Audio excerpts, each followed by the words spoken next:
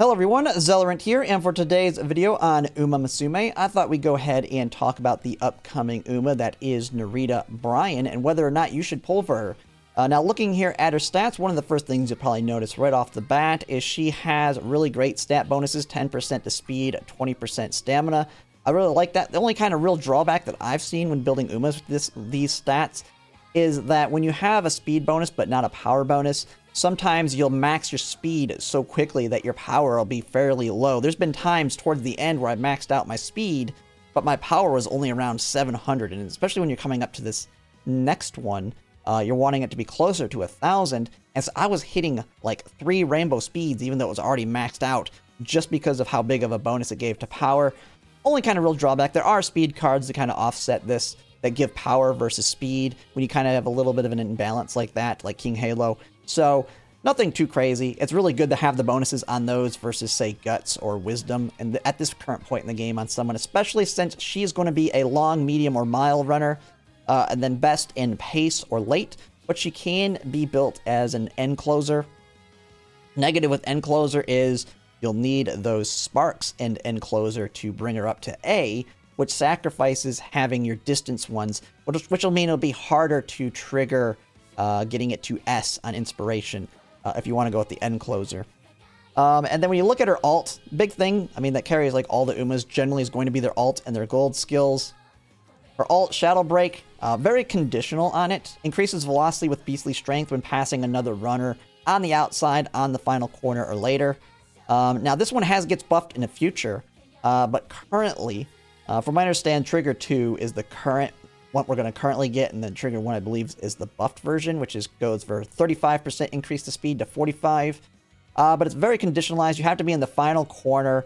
You have to be in second place or greater. So you can't be in first place for this to trigger, which, I mean, you're not running her as a front runner, so fairly easy to pull that off. Unless you run her as a pace runner, and there is no front runner, and she goes and acts as the front runner. So definitely probably better to run her as late in that. And then she has to be within that that middle pack, I believe, of the group, of the race. And then you have to be behind, is behind by one. And then in the process of passing. So very conditionalized. Now, from what I understand, that being on the outside isn't too significant of a factor because that's a very large area. And, I mean, if they're not on the outside, they're already probably screwed anyway, because it seems like when I'm doing my gold ship, if she's, like, completely on the inside, she's going to get blocked anyway. We have that. You have typical straightaway adept, medium straightaways, which would be nice to have if for the current champions meeting, but really not any useful anywhere else. Then also you have preferred position, which is a pace chaser one, but she doesn't come with a gold stamina one, so really nothing too crazy there. But then she has for her golds Beeline Burst and In Body and Mind. First one, Beeline Burst, is this one's a fairly, like, it's nice, but it can trigger, like, it triggers like anywhere on that final, and which means it can trigger like right as the race finishes, which when I've done it in campaign mode, I've watched some of them where it's literally triggered, finish, and does nothing for you. Now, if it triggers before that, pretty good. But, yeah. Overall, not really all that useful. But, it can, when you... I mean, if it's something you can pick up if you don't have anything else better than nothing. In Body and Mind is kind of a similar... in a similar position there. I mean, it's just like... It's basically the gold version of Home Stretch Haste. And triggering on the end there. Now, these, if they trigger right, can be very good. Just very, very conditional.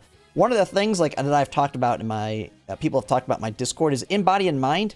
If you can get both the hand direction, so whether left-handed or right-handed, whatever that champion's meeting has as their direction you want, then also the running, like Spring Runner, Fall Runner, Summer Runner, whichever one your race has. If you have both that one, the position and the season, at max double circles, meaning you've hit it both times. It's like having this active through the entire race with both of those maxed on the increase to speed. So just something that has been someone brought up in my Discord on that. So just getting those skills by themselves double tapped, which will cost cheaper than this, being cheap green skills, a lot cheaper than buying this itself, especially since you're not getting discounts when they come directly from their kit themselves. Now, I mean, you can't really take into consideration evolve skills at this point. They'll come out much later. So nothing too crazy there. Now, I think she's an overall great Uma. She's definitely one that I was thinking about getting just because I like the fact that the Uma itself, or the horse, and the actual real horse was a triple crown horse. And it's like one of the same reasons I like Symbol Rudolph. I just like those horses that have those great backstories of being like big winners. But one of the big negatives, like, she kind of fits very similar to like a lot of the other Umas we already have. Like, you have Symbol Rudolph, you have Ogre Cap. I mean, there's just so many Umas that already can kind of do what she does, and nothing. I mean, she's nothing exceptional over this. She's kind of just your average Uma that can do similar to a lot of the other ones we currently have. And the other problem with it is if you're in my position where you're basically just pulling Umas for quite a while, because I'm going to be skipping the support card Nice Nature. So when you're looking at future Umas, one of the problems you have that kind of hurts her, as well as any of the other ones here, is we have a big one coming up very soon. And I clicked the support cards, didn't I? Meant to click the characters. And that is, so you have her coming out, then you have Mayano Top Gun Wedding, Air Groove Wedding, which one of the nice things about these ones, it's kind of similar to the anime one, is one, you have double the chance of a specific Uma versus her being by herself or a random. So there is that negative of, well, this one at least comes with 2 Umas with higher rate ups than 1. But then right after that, we have Seiyun Sky, which is going to be the big, if you ever want to run a front runner, you're going to want to inherit her alt. And if you don't want to be tied down to having to borrow, similar to what you probably experience right now with Majiro Ryan, if you haven't got Majiro Ryan to 3 stars and you're running a gold chip, you're basically needing to borrow that Majiro Ryan that has Pump Up the Iron to be able to get that alt on gold chip. That's going to be the same situation with her and your front runners. You're going to want that alt, so she's a very good pickup for that.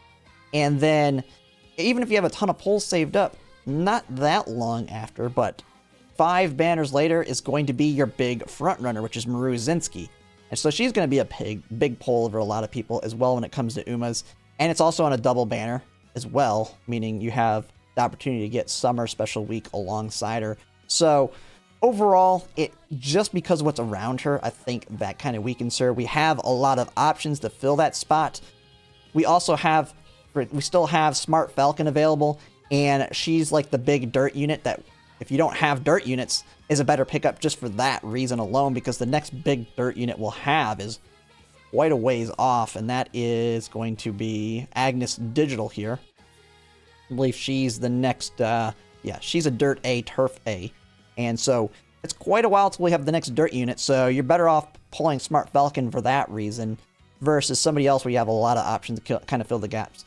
So while I think she's good overall Uma, it's just a bad timing for her to come out, and you have a lot of better options around her, unless she's your favorite. I mean, being a Triple Crown, she's cool, she's good. It's not like she's bad necessarily. That's one thing. She's not a bad Uma to have if you get her. She'll be able to perform great. She'll be able to, if you want to use her and try and win your champions meetings with her, she is a good Uma for that. It's just kind of a timing issue, like we see with a lot of things, though. So overall, that's kind of my thoughts on her.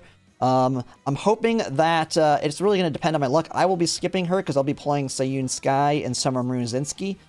But depending on what Umas I pick up as like losses, because on my way to getting Seiyun Sky and Summer Maruzinski, I'm probably going to lose some of those 50-50s to other Umas. She's a potential pickup for me when it comes to a selector in the future, because I really like the character herself.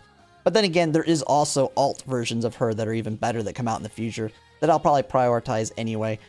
But yeah, that's pretty much it. That's Narita Bryan and my thoughts on her.